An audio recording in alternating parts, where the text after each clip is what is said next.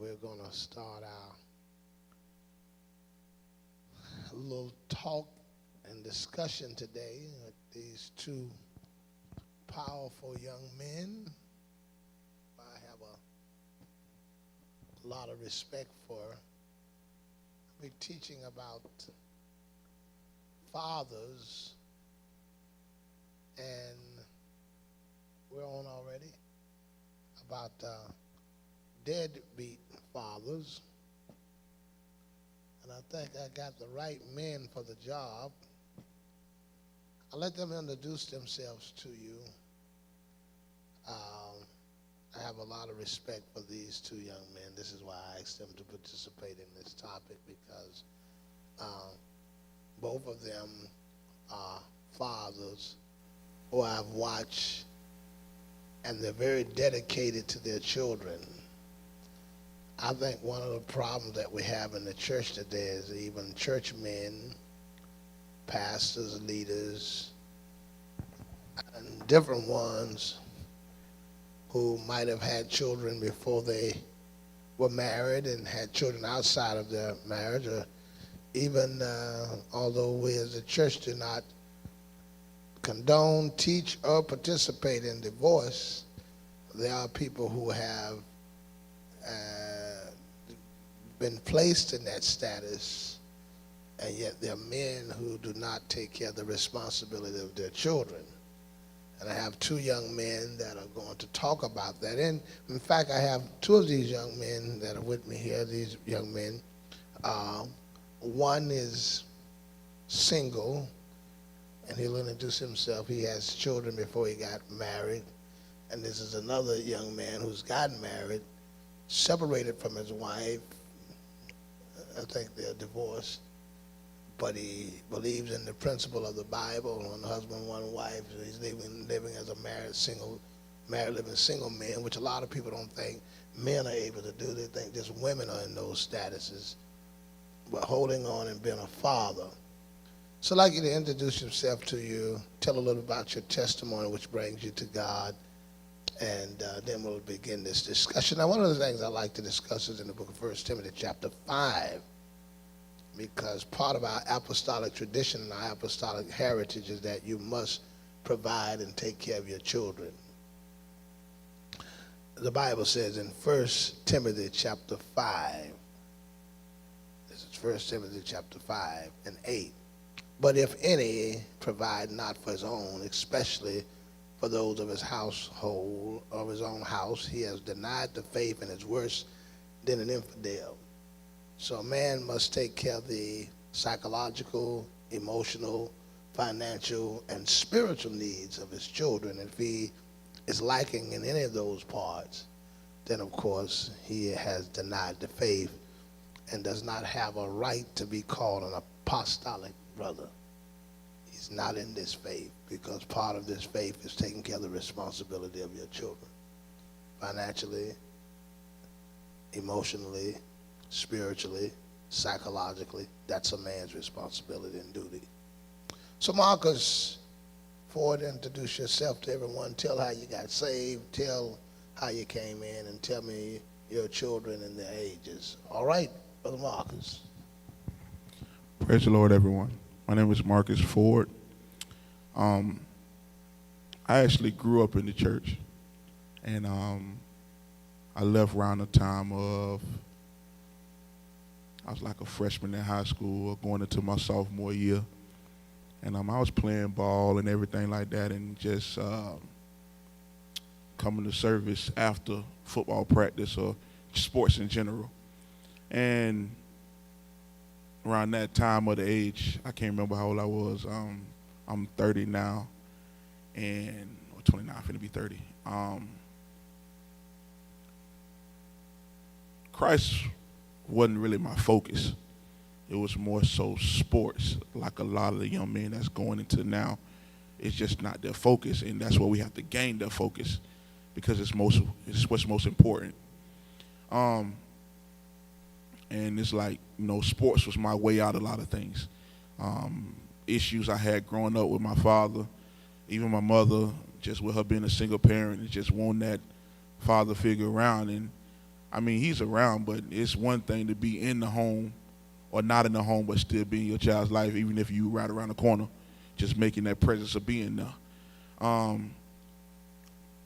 So I remember times as, we were called to go on the weekend saying that, I'm going to come pick y'all up, or never showed up, or, my stepmama, which I still consider her my mother, even though her and my father are separated, but, she stepped in and did a lot of responsibilities that, my father should have done. I want to backtrack a little bit before I go into that conversation. How did you actually come to salvation? I know you were raised in the church and everything. You went away from the church. What actually brought you back to God? Because we're going to go into that conversation that you're speaking now, but what actually brought you to God? What got your attention and brought you to the Lord? I started going through things, and grass ain't always green on the other side. Struggles started happening, and when God's trying to get your attention because of prayers that's already been going forth, He gonna get your attention regardless. You can't run from it. I tried to run from it long enough, and things started happening that I didn't know why it was happening. Even at the age I was, like, what's this going on? Like, just I don't feel right. Something ain't right. And I know you started having some real serious issues with your body, high blood pressure and all those things. At the age I was, 24, 25, I'm looking at, and all I did was just work. I thought I was fine. And smoking, drinking, doing everything you could think about. Just being in the world, doing worldly things, sinful things, and it caught up with me. And the prayers just started being answered. So I'm thinking that I'm fine,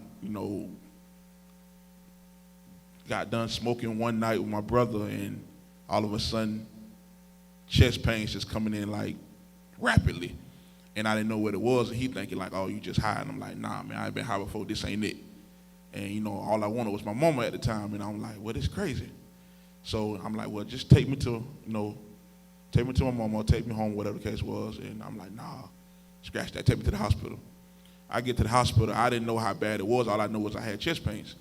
I get to the hospital, they were saying that, your blood pressure is 210, 230 over 180. Like, you okay? I just got chest pains. And my brother, he ain't thinking of it, man. You tripping. I'm like, no, man, something ain't right. I don't feel right. And I never felt it before. And when I got there, I called my mother, she called Apostle, and they just started praying, and I got released out of the hospital. They gave me all this medicine or whatever. I got released out of the hospital, and I didn't think nothing of it. And I was like, well, my mama wanted me to stick around her for a couple weeks, and I did, so I listened. And she brought me to church with her. And I didn't understand what was going on because the doctors, they didn't tell me anything. All they said was, your blood pressure was high, and they admitted me, and they just went doing all these tests, EKGs or whatever the case was. And I didn't realize that those were stroke symptoms at that time frame of being 25. Just all the kids are just 25 finna have a stroke. That's scary. And let alone I had a child, and I know that, I had another child on the way, and it was like, okay, if I have a stroke at 25, not a lot of people tend to make it back from strokes. And God basically used that to get your attention. Brother Kavaris, how did you end up coming to the church, and what brought you in? I was in adultery. I had cheated on my wife before I came to Bible Way. And Pastor Jones was working with me at Publix Bakery Warehouse, and he said, do you want change? And I said, yes, sir. He said, do you want to save your family? And I said, yes, sir. He said, well, follow me. And I just followed him to the headquarters church and got baptized in Jesus' name. But what got my attention is that I didn't want to keep being that man for we have 7 kids together. I didn't want to be that man for them kids like that. So I was like, I need to change myself. I need to do something different. And that's what I decided to do. And ever since then, even though I had backslid for about 3 or 4 years, but I came back. But that really what got my attention for salvation. How many kids do you have, Marcus? I have 2 daughters, The ages? 8 and 4. How many kids you have? I have 2 daughters plus 5 stepkids, And the ages of you? 7 and 9. 7 and 9. I had you all to talk because you have 2 different experiences. Brother Cavaris is married, living single. Him and his wife not together, and so he's living a single life. Although he's married, Marcus, you're single. And I've watched you guys interact through some things when it comes down to your children and fight for your children and wanting to be a part of your children's life. Marcus, you had began a conversation that I thought was great, and I think you were saying how that there might have been some missing components in your life as a father. Did you have that father-son relationship coming up? It might have been a father and son relationship to him, but not to me. I know my father is. I know where he's at. I can call him. I can do all those things, but he's not the type of father that reaches out to us. We had to reach out to him and find him. How about you? Did you have that father-son relationship coming up? The man that raised me, I had that, but my real father, I didn't get to know who he was until I was like 21. I was married by then.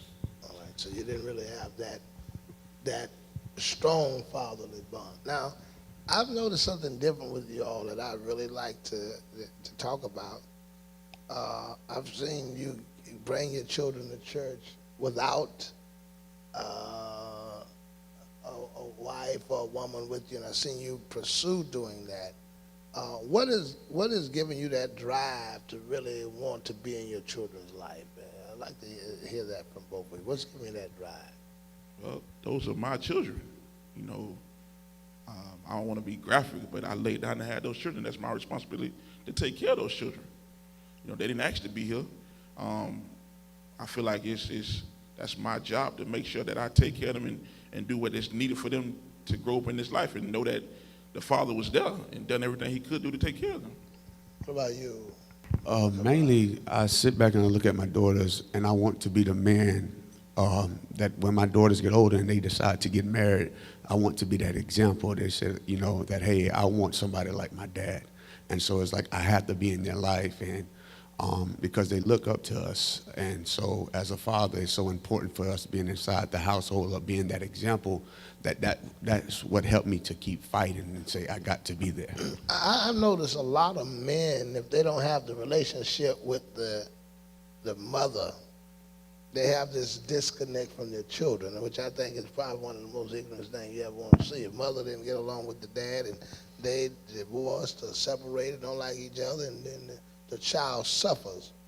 What about, particularly, what do you say for those guys? Because you may not have a relationship with your children's mother, and presently you don't have that relationship with your children's mother, but you mean to tell me you still feel like it is your responsibility and obligation to be in your children's life? Yes, because they didn't get here by themselves. And you have to keep that fight. I know I would ask why did, you know, why fathers get outside their children's life and just leave and say, you know what, just I'll deal with them when they get older.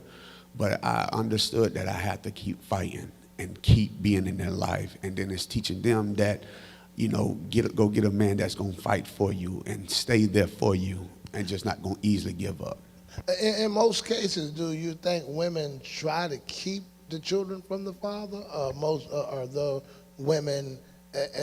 Because a lot of time I hear people they make it like the women try to use the kids for this and that, but that's not always the case. Do you think in most cases women want children in the lives of the fathers, or have you experienced where there's been problems with that? I have experienced there's been problems with that. It depends who the woman is and the background of the woman, because sometimes you deal with bitter women that don't want you around, and they realize that since they went on and moved on into another relationship, that don't mess with you. So I have to get the kids to bother you because you know that's your heart. Now, let me ask you, would you like to say something on that? I agree with him because I've been through something like that before.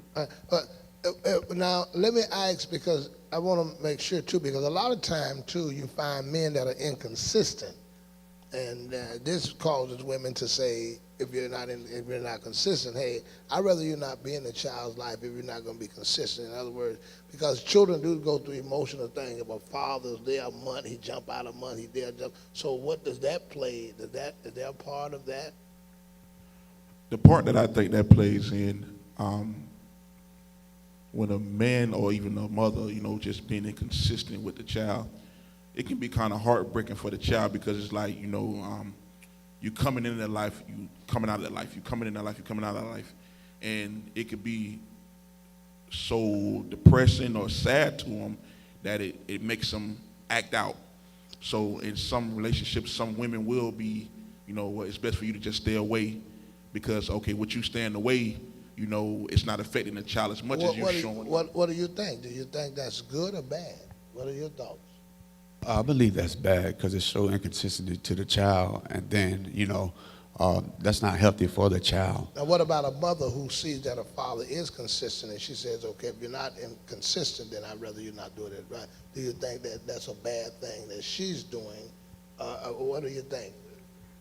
If he's being consistent, she shouldn't really have anything to say because he's being consistent in doing his responsibility. But what about if he's inconsistent? If he's inconsistent, as a woman, they're going to try to, pressure away because if you have the woman that wants that man to be in his child life and she's seeking for that, she's going to try to do everything she can to, if she's bitter, if she's angry, she may say certain things to try to trigger him for him to grasp it, to realize, okay, these are our children, we have to be here. And then there's somewhere they don't care at all if you're not there at all because these are mine, I'm going to do my kids, whether you can be in the picture or not. Right, so they just bitter. Now, it's kind of like for yourself, when your father wasn't there, did your mom just say, okay, I'm going to do whatever I need to be done to make sure that he gets what he needs as a father? Or she just, how was that? How did that go into play? Really just the man that raised me, not my real father, he played a big part into that. And he played so much a big part into it that when my real father wasn't there, since he raised me, I was so used to him.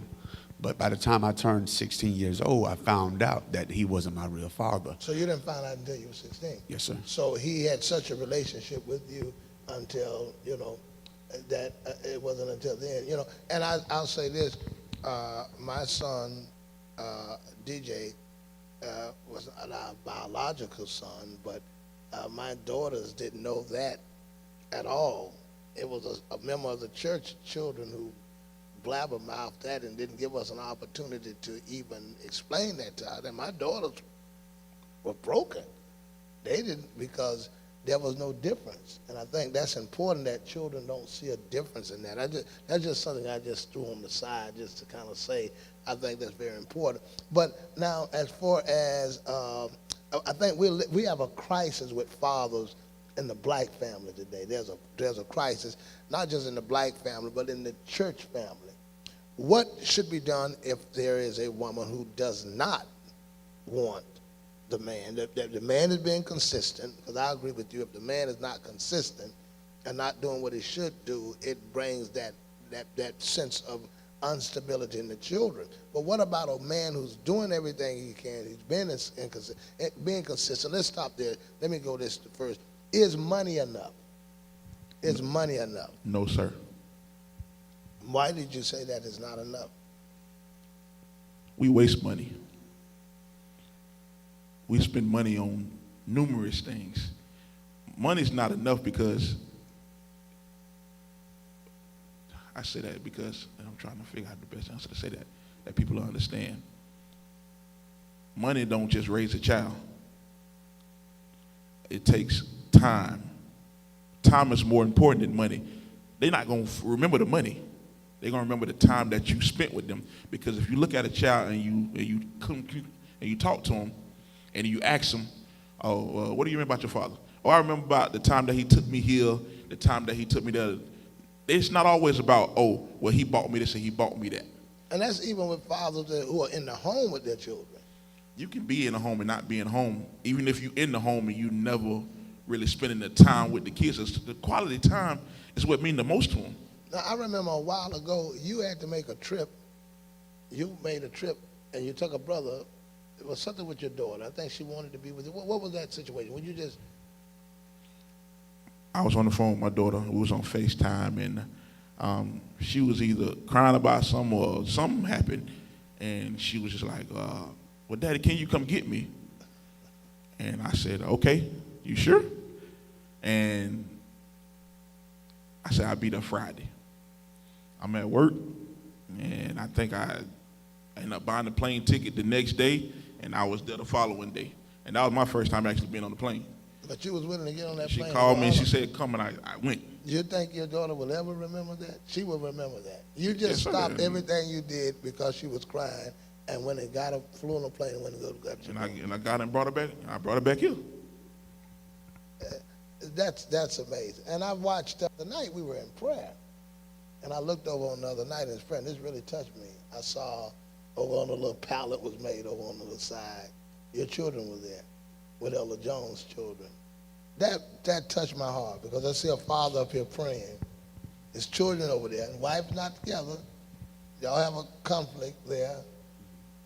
You're preaching, and you did for a while. You strayed away and you got into another relationship. Was it marriage or just you went and got into a second marriage? Yes, sir. Afterwards, but you came back and you took the risk, and you were taking care of you're still loving your kids and all that during that process. Yes, sir. So even though you was involved with somebody else, it did not eliminate that those were your children. No, sir. I had 2 jobs then.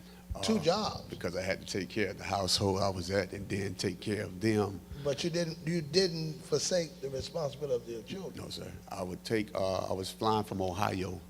I would catch planes back from Ohio to Florida to pick them up. I would catch flight to come back to go to court and make sure, like, hey, this is what I need. This is not right. This is not fair. She's using the kids to fight against me, and she know I love those kids. So I was still coming back and forth to say, nah, those are my kids. And that was a fight. Now, you never had a problem when she was asking you to get them that you didn't want to get them. You never had that problem. You never had that problem. And I think your children will know that. What advice, because this is something that's going on in America, period. What advice can you give to men, and what would you say to men who just will not take that responsibility for the children? And how could you get them to realize the importance of really being a father? And this is a conversation we're going to continue to have. What would you say? What would you say to them? I remember when I was out in the world, and there was this guy, my brother, we was running the streets, and he told me something. He said, "Man, don't never stop fighting for your kids." And I looked at him, and when I took that, I just kept that mentality to keep fighting. No matter how many times you got to go back and forth to court, and even with the court system, is more on the side for the women than for the males. But keep fighting for the kids, because they gonna realize that, hey, the truth. My grandma always told me the truth gonna reveal itself. When these kids get older, they gonna see if you was there or if you were not there in their lives. So that's why I kept fighting. And how about men that don't even have to fight but won't take the incentive to do something? Really what's going to happen, you building anger and hatred in those kids' lives, and when they get older, they're going to retaliate on you, and it really isn't going to be nothing you can really do, because I remember I tried to build my relationship with my father, my real father, and he just kind of kept throwing it away. So I said, well, it is what it is, I don't need you anyway. But even though I had to get that hatred and that anger out of my heart, but it's just like, hey, I'm going to be the best I can be for mine. I saw something the other week, and I like to mention it just because he's here. Brother Moody, I was there at Sister Dion's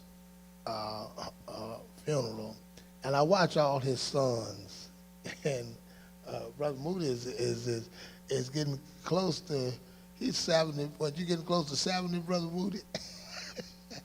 But I watch all of his sons, these big boys, his grands and all, and I watched him with a big smile on his face as they was coming to him and hugging him, granddaddy, and then he was telling me about the success. He got one that was a wrestler, and he actually told me, it touched me because I thought about what I would have liked to have as a father. He said, you know what?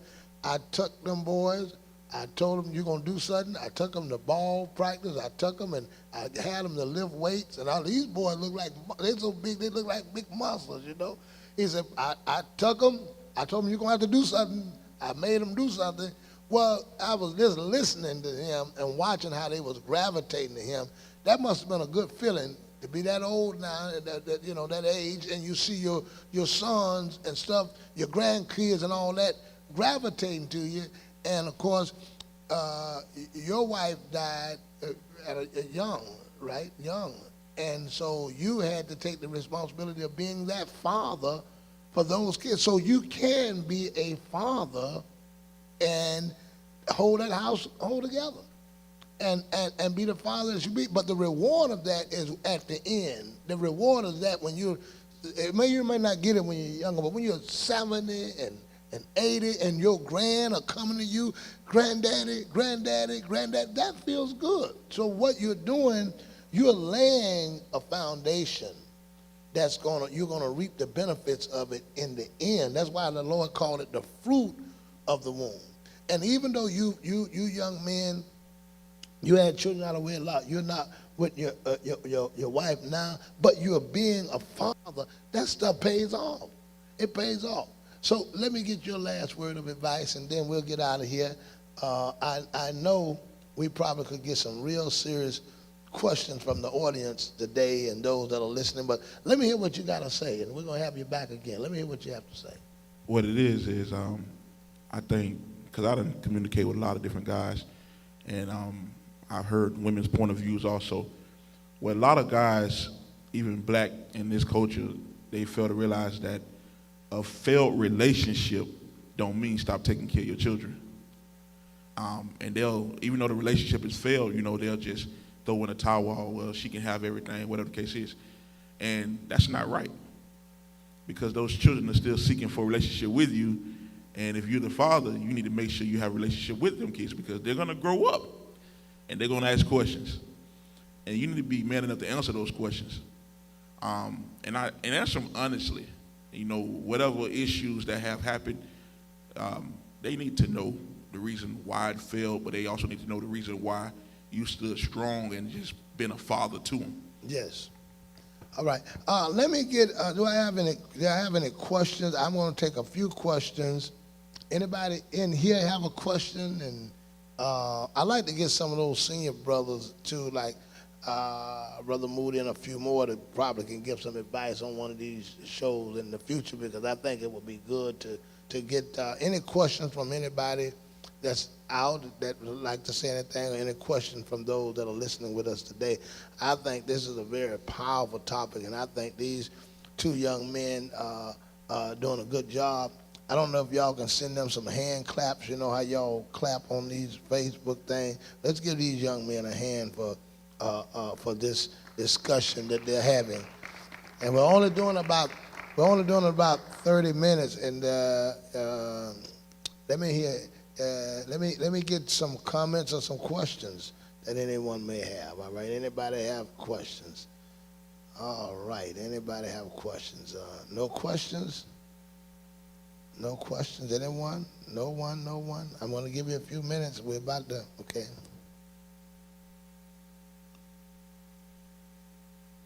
Okay, here's a question here.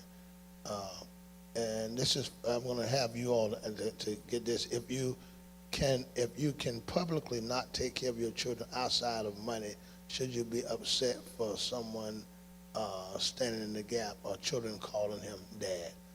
You may be able to answer that. No, you can't really get upset. I remember it was my wife's daughter, her oldest daughter, and she was like 8 or 9 years old, and she ran out of her daddy car and ran to me and said, "Daddy, I love you." And I seen on his expression, his face expression, that he was upset about it. But he didn't understand it was that the time that I spent with the kids, that you can't get mad about that.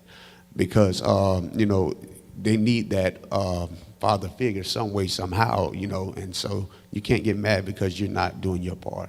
What advice would you give, this is another one, what advice would you give to a single mother who have inconsistent father in the child's life? What advice would you give?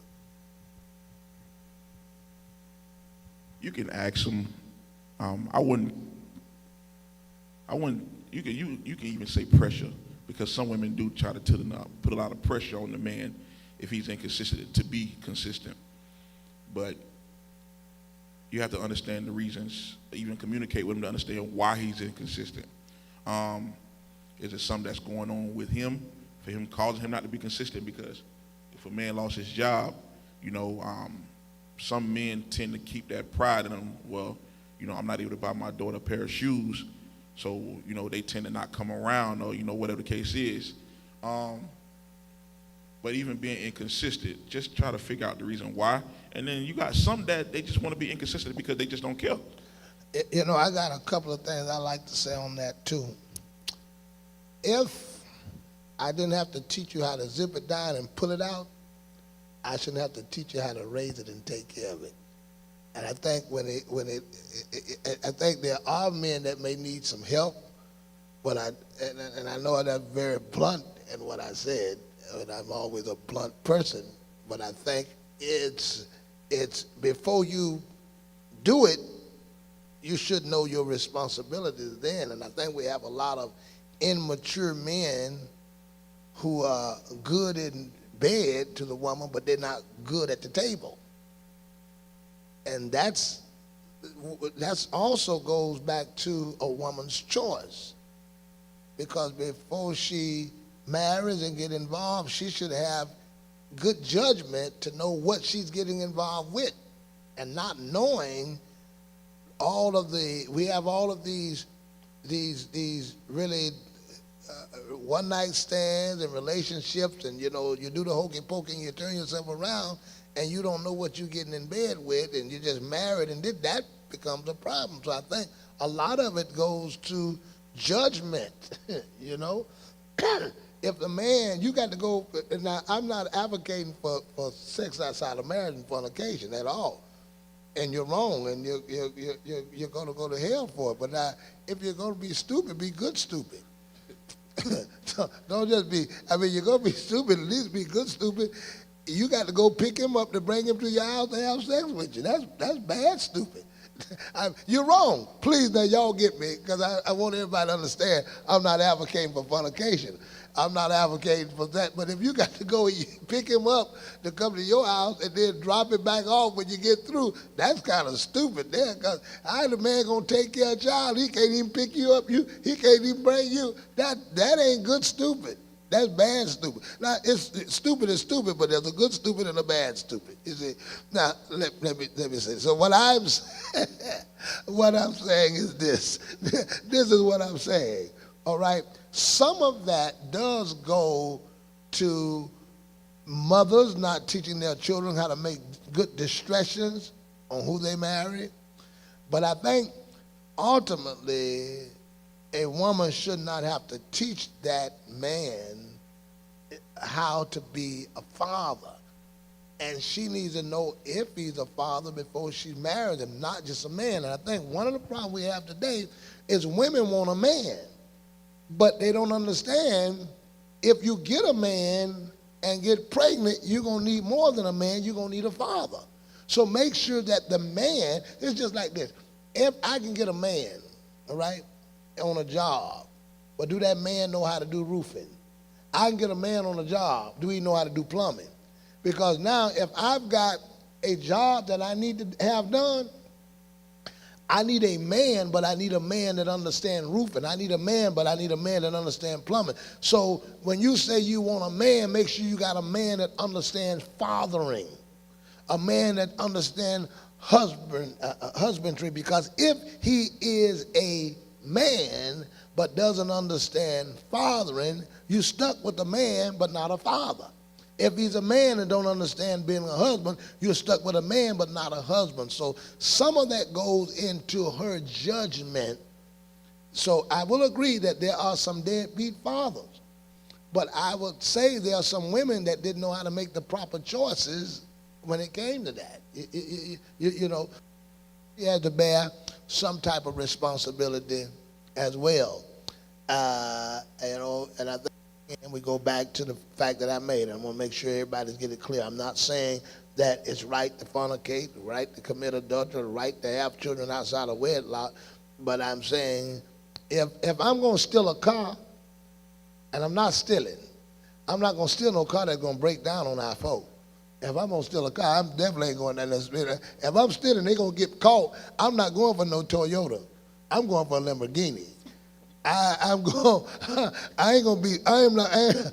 not going to be stupid, because if I get caught in a raggedy beat up Toyota, I'm going to spend just as much time for a car that go 80 miles an hour. Let me steal a Lamborghini or a race car that I at least got a chance to get away from the police. And then when they get me, they say, you know what? You got 40 years for stealing what? A Lamborghini. Not you got 40 years for stealing what? A moped. I'm going to jail for stealing a moped. So, all right, I guess. Okay. All right. Okay. Any more questions? Okay. As a teen, the older that child gets, and there is inconsistency, it gets to a point where you expect it. In a sense, you expect the outcome. You got at all times. All right. That was a comment rather than a question. If someone has children and they aren't in those children's lives or taking care of those children, should they be pastoring? No. I mean, if you got children and are not taking care of your children, you shouldn't be pastoring. You shouldn't be preaching. You probably shouldn't even be testifying. You know, I think that's because the Bible says if a man can't provide his own, he's worse than an infidel, which is an unbeliever. So I think that is so true. And then we're going to talk one day about mothers who are toxic, that don't want men to be involved in their children's life. Any more questions? We went over a little bit. I want to thank these brothers for coming. Thank the saints for listening. You know, and I think this is a very well needed topic. It's sensitive to me because I was raised where my father was not in my life. I thank you, young men, and God bless you. Any other comment? Any other question? Yes. Let's get a mic. We need a mic. We got more questions? All right. Come on, get a mic. We got Brother King want to say something. Man, you got to move like you got some speed to you. You dragging, man. We need a mic.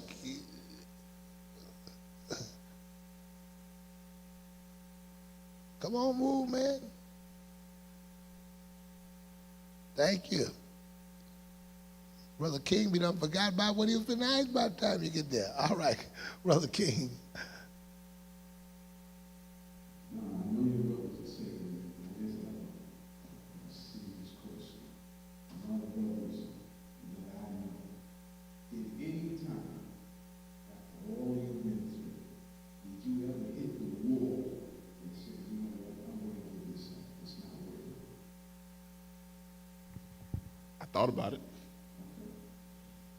Thought about it because things do get challenging. But there's a bigger picture.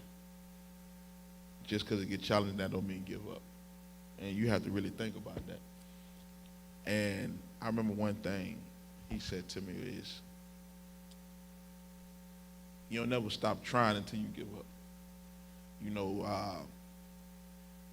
when a man give up and when a man just hit the wall and it's brick wall, you know, they throw in everything, that's when you fail. You know, that's when you have failed. Other than that, if you still got something to do and still something that you still can keep doing, By God, keep doing it. That was a good question. Just keep doing it. Yes, I remember one time I was in my car and I was just crying because I was tired of it and I had hit the wall. But one thing my leader told me, he said one thing about it, everything has an expiration date, and that would encourage me to say keep going, because sooner or later that expiration date is going to be there. That they're gonna get older, they're gonna be saying, like, even at their age now, they're asking for more time for me. Like, I want to spend more time with you, Daddy. I want to spend more time with you. And so I just believe, yeah, you'll hit the wall, but you have to have the right people in your corner to push you to say, no, keep fighting, keep going. It's got an expiration date. It ain't always going to be like this. I have a good question here. Aside from being widows, isn't bad judgment the biggest reason for women having fatherless children, besides being a widow? Well, I think bad judgment and good acting. Bad judgment on the part of the women, but good acting on the part of the men, because there's some men, some good actors. So sometimes it's not just the bad judgment on the women that got them in the shape, but it's some good acting men that, are wolves in sheep clothing. So I think that's it. And I think that you should test the response. See, people get married overnight. They got like a hot pocket marriage thing, and so you get married overnight. You haven't watched to see enough. We got another question to watch to see, is he responsible? I would advise every woman that's gonna marry a man, check his credit. Check his credit. Somebody said, why check his credit? Because you're gonna see, is he consistent? Does he pay bills? If they had to repossess his house, had to repossess his car, had to repossess his tuxedo, had to repossess his shoes, they're going to end up repossessing that marriage, you watch. Because if he can't pay, now listen, the car costs $500 a month, and you say your price is $4 rubies. If he can't pay $500 a month for a car, how you going to keep a wife? Do you think I'm going to trust you with a Lamborghini and you ain't paying for the Toyota? How you gonna trust a man with your life that ain't paying for the? So check his credit. That shows he's consistent. It'll show he's consistent with the job. Cause eventually, if his credit is no good, he ain't gonna be taking care of the responsibility at home and doing the bills that he's supposed to be with those children. So check it out. There's another question. Did you say that was another one? Where is it at? What? Oh, Elder Johnson. Where is it at? Let me see. All right. Well, this is a new phone I got, so I'm trying to get all of it on here. All right. Now, what is the question? Let's see. Is this coming from Elder Andrew Johnson? I just read. All right. As I have gotten older, I am learning to be a better father. How can I go back to my older girls and show them how much I love them after not knowing what to do as a dad? Boy, that is one of the best questions I think I've seen in a while. We do make mistakes as fathers, And I think the best thing that you can do, first of all, is going back and acknowledging that you're wrong or that you were wrong. And I think that's one of the big issues that people have today, is that they're not willing to acknowledge, and just especially grown people. For some reason, we just feel like we're right, and even when we're wrong, we won't acknowledge that we're wrong. But your children will never respect you if you don't acknowledge you're wrong. David said, I acknowledge my transgression. And then now going back, seeing and assessing how much damage that you've done to them, and then trying to repair the damage that you've done to them so that it's not continuously in their life. And then after that, make good and change the behavior. I think that's the first thing, and those are the steps. All right? Any other questions, or is that it? One more question? Let me see that one more question.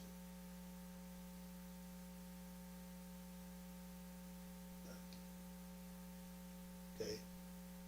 What if a man gives up his rights to be a parent? when a man gives up his right to be a parent, ain't too much he can do. He done gave up his rights. He gave up his birthrights.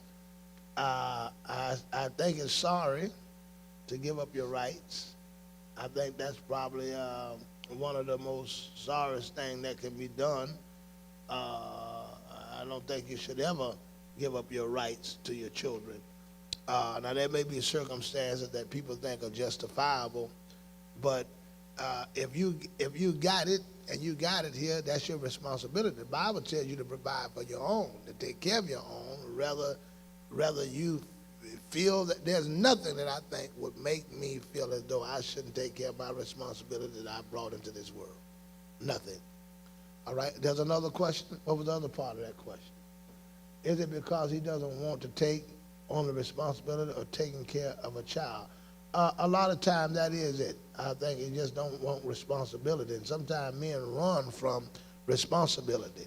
But if you got it, you got to take care of it. Not taking care of your children is stealing. It's like sitting at the dinner table eating all that food, and once you get through eating the food, walk away without paying the bill. And you go in there and have this relationship with this woman, and you get these kids here, and then leave somebody else to take care of your bill. That's not right. And we're not talking about just the physical part of it. Time, emotions, speaking to them. Every single day, if you're a parent and you're not with your child, every day you should call your children. Every day. Every single day you should call them. Every day you should speak to them. Find out, let them know that you're active. I was gone all the time. Sister Jefferson knows, because you were one of the very few people that we would let our children go over house. Very few. Very few. I was on all the time. But every day I had that phone. I would call them, and they didn't have FaceTime and all that stuff then, but I'd call them, I'd find out, and the minute I hit home, I would take care of them, took them to every theme park it is in this city. I made sure, and I was a busy pastor. I was a very, very busy man. You know how busy I was. Sometimes I'd be gone months at a time. But my kids always knew I was there, and they always knew that and I have to attribute Sister Cowart a lot, because she did tell them continuously, your daddy is a busy man, but he loves you. He sent this, he did this, he got this. It made them, they didn't feel that I was, because a lot of preachers are messing up their families because they going to saving the world, but they losing their own children. People say the preacher's children are the worst one. A lot of the people are the worst one, not because of the children are bad, because the pastor's so busy taking care of your children that they forgot about theirs. And I made it my business. I was busy, and I incorporated my children, my son DJ, Isha, all of them. They all, every one of them, they were like brothers and sisters with the saints. So Kiki and DJ and Gerard and all of them were connected. All of them were connected like that, and so they were together, and I think that made a difference. And I think that pastors lose their children, members lose their children, because they don't have that component of balance to understand. Even with my busy schedule, I had to get that time with them. They needed more than money. Now, I buy my children anything they wanted. There's very few when it come down to money stuff. Unless it was something that was sinful and out of the way, I would always buy them stuff. My daughter called me the other day. She said, I had a funeral. I had my niece's, my great great niece funeral Saturday. I get a call from my daughter, said, Dad, Champ got a game in Plant City. I got in the car. I think Isaac drove me there. I drove over to Plant City. I came there about the end of the game, about maybe 20, 30 minutes in the game, watched them play, and then went on back. I didn't have much time with them at all, but just that little bit of presence to see that. The other day, my grandkids came. I took them. I was busy. It was late at night. I took all 5 of them. We went and took them for a piece of road on a little boat down there in downtown Disney. Man, they remember that. They remember that.